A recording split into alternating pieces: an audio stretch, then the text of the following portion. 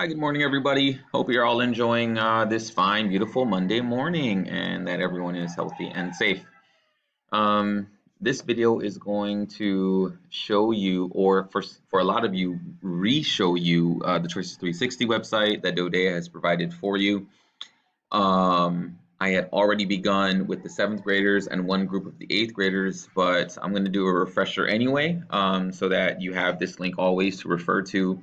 I think that you should probably take this time to go through this website, see what it has to offer, because like I said in the past, it's extremely powerful and it's going to help you make some decisions as you move forward in your lives.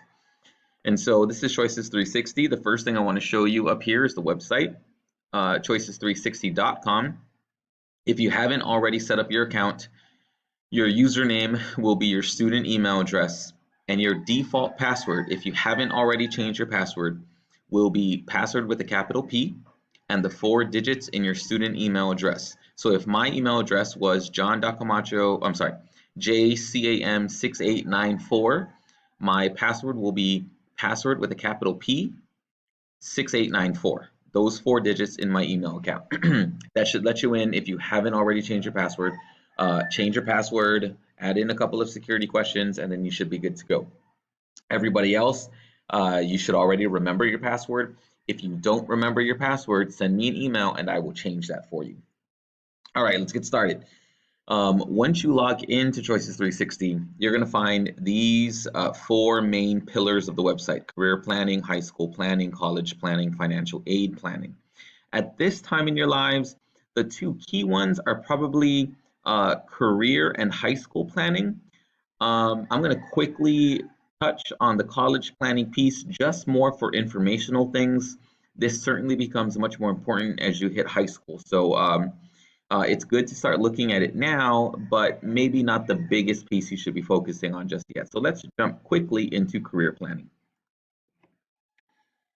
When you click on the career planning piece, you'll remember that you've got some options down here. You can explore some careers and learn about yourself. The first one I want to look into is learning about yourself. And again, I've gone through this program with you, especially if you're 7th grade. I've gone through this already with you. This will just be a quick refresher. When you click on Learn About Yourself, you'll remember that you've got an interest profiler. You can take a career cluster survey, basic skills survey. When you click on any one of these, it'll allow you to answer a bunch of questions that pertain specifically to you, and the results of these surveys will return to you some potential job interests that you may have, career fields that you would be good for, things of that nature. So in particular, the interest profiler, if you start this, you'll see that it asks a bunch of questions like, how would you like to build kitchen cabinets? 7th graders, you remember that we went through this together. How would you like to build kitchen cabinets? If you would like to build kitchen cabinets that you like to work with your hands, you would hit strongly like. If that's not you, strongly dislike. Let's just say we strongly dislike it. The next question, how would you like to lay brick or tile? Strongly dislike. And you keep going. 10 to 15 minutes later, results will come back and it'll show you a bunch of careers that you might be interested in getting into. So that's the interest profiler. Let's quickly look at exploring careers. Now, as we click into explore careers, you'll find a bunch of what they call career clusters. Basically, these are fields, generalized fields that a whole bunch of jobs fall under. If you hover over any one of these fields or clusters, you'll see a quick description. So under finance, it reads, planning and providing services for financial and investment planning, banking, insurance and business, financial management. If this sounds like a field that you might want to get into, click into it. You click into finance, and then it'll give you a slew of different jobs that all fall under the finance field. So let's say you want to be a financial analyst. We click into that.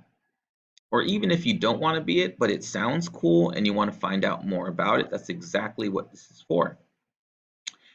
A lot of these jobs will have informational videos for you. And as my internet here at home loads up this video, you'll see that there's a financial analyst career video. So if you click on this video, right, it'll give you a minute and 12 seconds of what a financial analyst does. So even if this isn't what you want to do, but you're interested in it, click on this video and find more about it. You can also find out about how much money a financial analyst makes. And so if you click on Money and Outlook, it appears that the average annual wage for a financial analyst is about $100,000 a year. So it makes good money. You can drill down by choosing a particular state. So how much does a financial analyst in New York make? Right, let's go to New York because that's the hub of our stock market, right, on Financial District there.